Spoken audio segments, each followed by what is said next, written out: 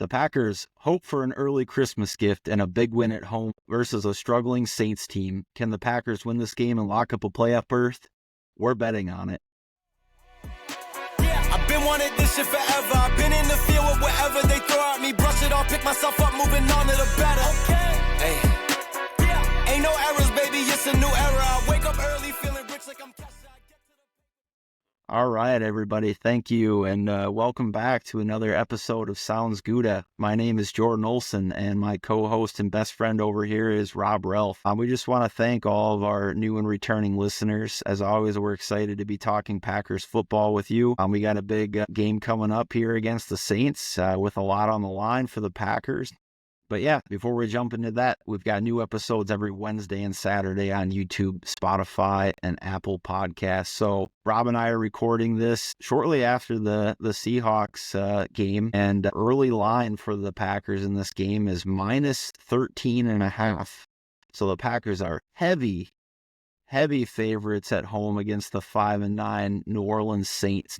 So Rob, how are you feeling about going into this game? Are we going to get it done and secure that playoff berth? Yes. I don't know if it'll be by 14 points, 13.5 currently. That's quite the spread. I think that might be the biggest one of this year that the Packers have been favored by. Yeah, definitely.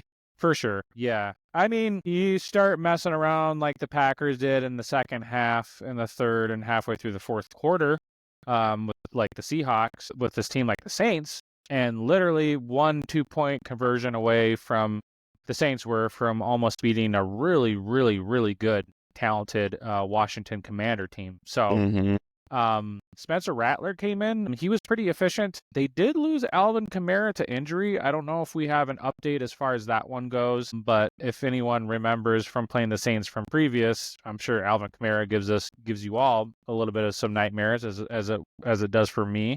Or trying to tackle and get that guy down. He's obviously extremely good and probably their best weapon on offense, I'd say. So yeah, I feel pretty confident as far as this one goes. The Saints having to come up here, play in the cold. I think that the Saints can be ran on. They have a halfway decent defense. It's not anything too crazy. They started off a little bit more hot towards the beginning of the year and kind of tailored off here towards the back half of the year.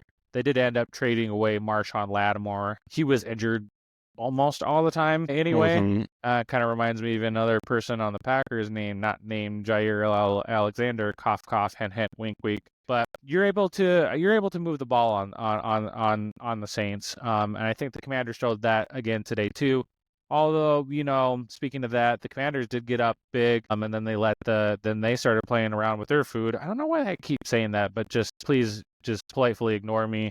That seems to be my term, at least tonight or the last couple of episodes. Anyway, they let the Saints get back in it, and like we were saying, that was actually a really fun game. I was watching that game. They ended up scoring that touchdown late, and then they said, screw it. We got a losing season anyway. We might as well go for the 2-point conversion, and they didn't end up getting it. So I think any single time you take any team for granted, especially as a 18.5 point favorite, which, like we were alluding to earlier, is the biggest of the year by far. Granted, we are in Lambeau. It's another Monday night, 7 o'clock, 7:15, whatever, kickoff. You start taking any team like that for granted in the NFL, and you can lose some quote unquote easy games that you should probably win. So. Yeah, I mean, this could have trap game written all over it, but I do think that the Packers have too much on the line in this game for it to be a trap game. I think that they know that the Vikings on the road are coming up after this, and they know that they want to punch their ticket to the playoffs. They'll also be coming off, I guess it'll be, equal rest advantage. Overall, they've got a little bit larger rest advantage on the Saints, due to the Packers having that mini bye this past week coming into the Seahawks game. So, and the Saints are riddled with guys that they're missing, right? We're not going to see Derek Carr in this game. We're probably going to see Spencer Rattler, have another start. I think he only managed to muster up like 135 yards and 1 TD versus the Commanders. And that's kind of a weakness of theirs, is their secondary a bit. But they're missing some other key guys. They're missing Taysom Hill, which was like their gadget do-it-all. Paulson Adebo was a guy that they're missing on the outside. That's a really nice piece. And kind of their deep threat from the last couple of years, Raheed Shaheed, probably will, likely miss this game as well. I think he's on the IR probably. So, they got MVS. MVS actually is going to make his return to Lambeau. They got him after Raheed Shaheed went out for the season to kind of be that deep threat guy. I think he had like 64 yards in this past game versus the Commanders. So he can hurt you, but I don't know. I may be feeling a false sense of confidence going into this game. But, one other thing before I kick it back to you that I noticed is that the Saints seem to be a team that don't allow a lot of points. I think they're 14th in the NFL in points allowed. And today they allowed 20 to the Commanders, which is right around their season average of like 22.5. But they give up a ton of pass yards and they give up a ton of rushing yards. So they're middle of the pack in defense by points allowed, but they allow a ton of yards. So that would lead me to believe, without looking into some deeper statistics, that they're pretty strong in the red zone. They force teams to kick field goals. So if we can continue our efforts in trying to be a better red zone team, and we've seen better efforts of that in the last 3 or 4 weeks here, I think that there's a pretty strong possibility that we end up covering that point spread. Yeah. Yeah, especially if Spencer Rattler plays. He, like you were mentioning, he was playing good against the Commanders. Yeah, their defense only 13th in takeaways with +2. So, and ours, compared to the Packers, is 6th in the league at +9. So, we got a couple of picks from Edrin Cooper and Carrington Valentine against the Seahawks. And so I would say winning the turnover battle, I will say, will be a massive contribution to us being able to, as you are alluding to, cover that massive spread. And, just continuing to do our bread and butter, which is run the ball effectively with Josh Jacobs, marry that up with some good play action. You got Romeo Doubs back. You got Devontae Wicks catching his passes now, the couple times.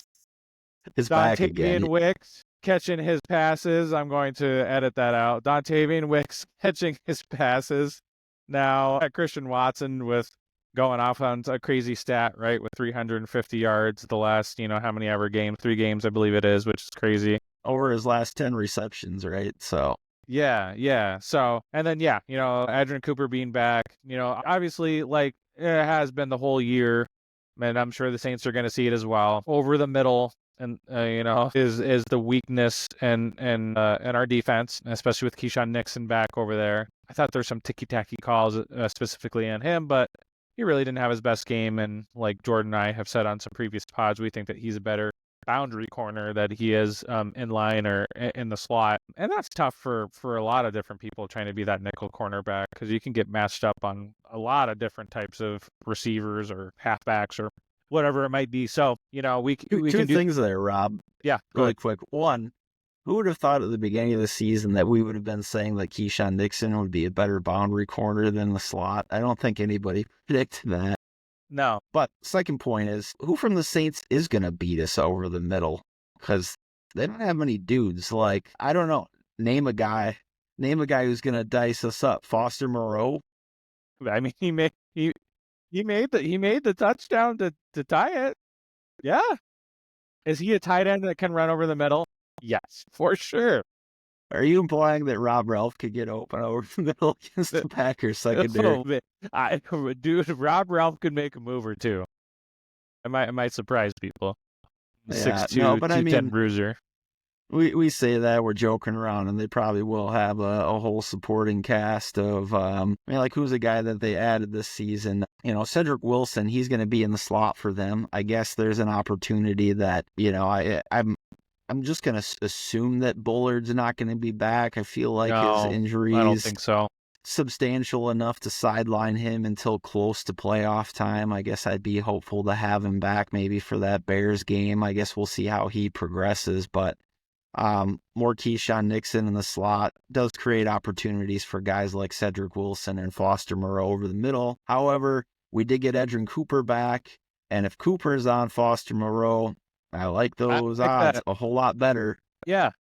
Yeah, 100%. Right. All depends on their set, what they're coming out with, who lines up, man zone, that type of stuff. Yeah, for sure, absolutely. Alvin Kamara, if he plays, obviously he's been a Packer killer, and then Kendre Miller, he's like Alvin Kamara light. That's a good way I like to put him. He has some Alvin Kamara type of moves. No one is really quite like Alvin Kamara that I can think of off the top of my head, but he's a pretty good back. He can make some good catches over the middle too as well. I was seeing a couple of that versus the Commanders today.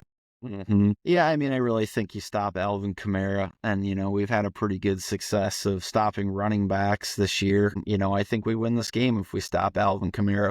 He can do some different things. He's a huge receiving threat out of the backfield, and you kind of got to wonder who's going to travel with and cover him. But you stop Alvin Kamara, I think you win this game. The Saints, they were able to rack up 8 sacks, though, against that Commanders offensive line, which I don't really know where they rank in the grand scheme of things in pass pro. I think they're decent. They have a lot of younger players on that line, but do you think our offensive line will hold up and will be able to have another 0 or 1 sack performance? That kind of seems like the status quo for the Packers offensive line so far this year. I don't know. I should look, but how many games have we given up double-digit sacks this season?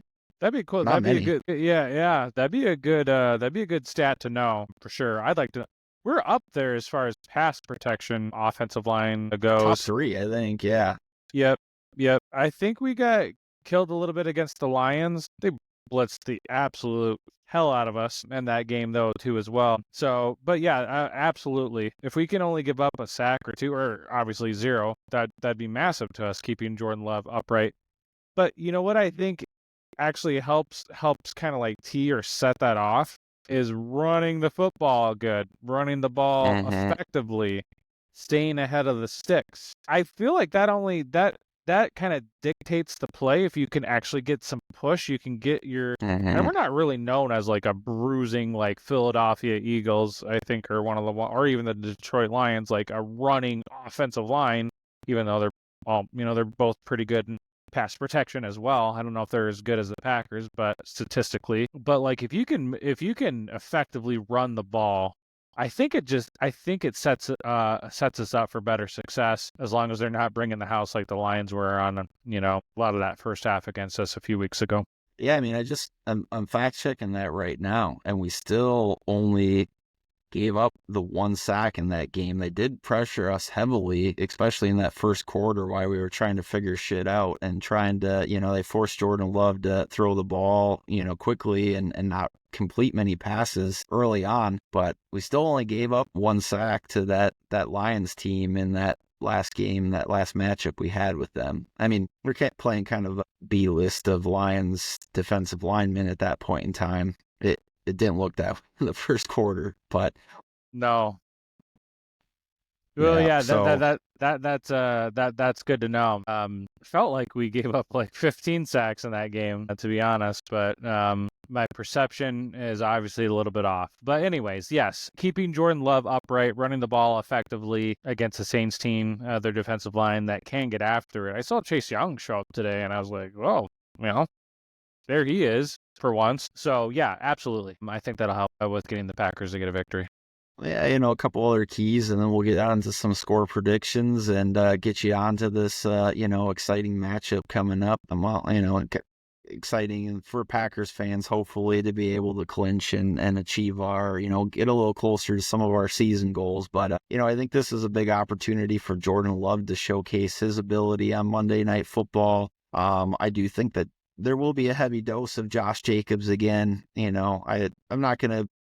We're not going to talk about that too much, because just pencil him in for 100 yards and a touchdown next week. And I don't think, based on what I see statistically, that the Saints are going to be able to prevent Josh Jacobs from getting to that mark. But I think Jordan Love versus this Saints secondary, they've got Tyrann Mathieu, they've got Kool-Aid McKinstry, which was a big Packers draft crush for some, certainly a player that a lot of people projected or talked about going to the Packers, but they don't have a lot of anybody else there right now. We already mentioned no Paulson and Debo, but with Romeo back, Christian Watson doing what he's been doing, the likes of Tucker Kraft and Jaden Reed, I expect a pretty big day through the air. I should have fact-checked this before the show too, but Has Jordan Love had a 300-yard performance yet this season? Ooh, that is a great question. I want to say yes. Like the Vikings. Wasn't the Vikings? He threw for quite a bit against the Vikings. Yeah, and maybe he got close the first time we played the Lions, when we put up like 411 yards. No, we ran the ball pretty well there. Yeah. So yeah, he might have been a little shy. He might have been like 270-some yards, something like that through the air. Anybody in the comments, throw it down below. You can let us know. I think it's the Vikings for sure because we had to pass all over the freaking yard to be able to get up there. So it has to be. I'm going to look it up really quick. But let's see here. He had a 389-yard performance in that Week 2 game against the Vikings. Come on. And that is the only 300-yard performance he's had on the season. So, at least I was right on that. Yeah. So I'm gonna go out with a little bit of a bold prediction, and I'm gonna stamp Jordan Love's second 300-yard performance of the season versus the Saints secondary. That's a really, really bold prediction. That's good. Yep. You got a bold prediction from a player standpoint for the game. Bold prediction. Jaden Reed catches one deep shot. I'd love to see it. Let's get him back going. That's a bold prediction. Yeah. On the defensive side of the ball, I think that Edgerrin Cooper will continue his success. And, he's going to be involved in a play that is a takeaway, whether that's a forced fumble, a fumble recovery, another interception. That's my defensive bold prediction, is that Edgerrin Cooper continues his play and ends up with being a part of a play that's a turnover for the Packers in this Saints game. So it's a good one. Defense for me, I'll say that Keyshawn Nixon ends up playing decent to good. How about that? All right, Rob, it's that time. Score predictions. What do you see as the final outcome of this game? Yeah, 13.5 is a massive spread. So at least on a betting perspective, I don't know if I would take the Packers minus 13.5. It's intriguing, but that's just not how I'd roll on a betting line anyways. That's way too many points for any NFL teams, even one that is probably going to end up starting Spencer Rattler. So with that, I'm going to get the Packers a 28-17 victory. A respectable double-digit win. I am taking that. I've mentioned before on this pod, I don't bet on the Packers. I've got bad juju there. Every time I do, it feels like it goes the other way for me. But if I was a betting man, I would take the Packers to cover the spread in this one. I just have a gut feeling the Packers are going to win this game 34-19. I like the Packers offense. I don't like the Saints defense. And I think they got a lot to play for. So the Packers win a big one on Monday night and go into the holiday feeling great. So let's do it. All right. Thank you, everybody, for coming back and taking a listen to us. Just know that we do have more content every Wednesday and every Saturday. Every Wednesday is a recap from before. Every Saturday is a preview for the upcoming game. If you are watching on YouTube, Spotify, or Apple, listening to us on Apple Podcast, make sure to give us a sub, like, and follow us on those platforms. Just know that Jordan and I are on X too as well. I am at Soundsgouda with 3 A's at the end. Jordan is at Olson Jord. So you can make sure to follow us on there. And as always too, of course, Jordan and I want to wish you guys and all of you a very Merry Christmas from our families to yours. We genuinely do appreciate it. Even if we have 1 follower, 5 followers, 500, 1 million followers, it doesn't matter. We're going to continue to show up here and do the best that we can for you guys to give you this Packers content. So until next time, Packers Nation, though, we hope you have a good morning, a good afternoon, and a good night. Take care. Go Pack, go. Go Pack. Merry Christmas. Been wanting this shit forever. I've been in the field with whatever they throw at me. Brush it off, pick myself up, moving on to the better.